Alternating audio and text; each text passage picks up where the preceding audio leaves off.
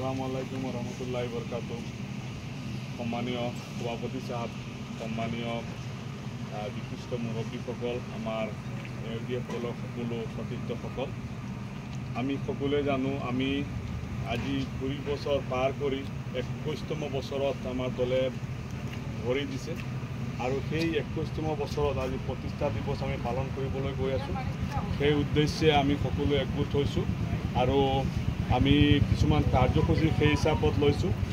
আমাৰ নেতা মৌলানা বদৰুদ্দিন আজমল সাহেবৰ নিৰ্দেশত গোটেই অসম জুৰি এই কাৰ্যসূচী চলি আছে। বহু জেগাত আজি ইতিমধ্যে শেষো হৈছে।